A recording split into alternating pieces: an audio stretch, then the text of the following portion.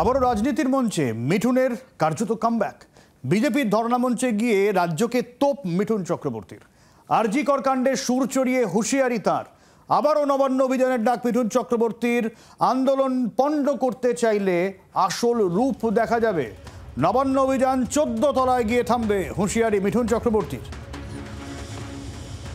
আমি খুব কম কথা বলি রাজনৈতিক, কিন্তু এবার আমি বলছি, কেন এটা এনাফ ইজ এনাফ। আমি বলছি যে আবার নবান্ন অভিযান হবে, আর সেই অভিযানে আমি থাকবো। কিন্তু এই অভিযান ওই ব্রিজের কাছে গিয়ে থেমে যাবে না। এই অভিযান ওই নবান্ন 14 তলায় গিয়েই থামবে। এখন ওরা ওয়াটার ক্যানন চালিয়েছে, টিয়ার গ্যাস চালিয়েছে, কালকে গুলিও চালাবে।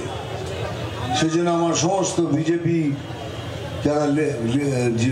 যারা ক্যাডার আছেন, যারা বিজেপি করেন না তারাও অন্য পার্টি করেন, সবাইকে বলছি তৈরি থাকুন।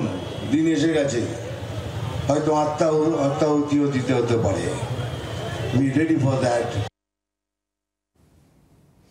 আর এর পাল্টা কুণাল ঘোষ কি বলছেন শুনবো। আরে এমএলএ ফাটা কেষ্ট, মিনিস্টার ফাটা কেষ্ট, সব যদি এরকম পর্দা দিয়ে ভাবেন তাহলে হবে?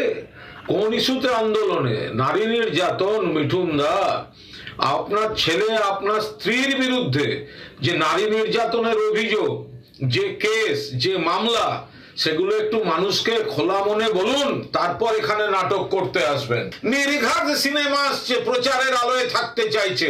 আমি খবর নিচ্ছি পুজোয় ওর কিছু আসছে কিনা। একদম এগুলো হচ্ছে প্লট। এমএলএ ফাটাকেষ্ট নাটক করছে।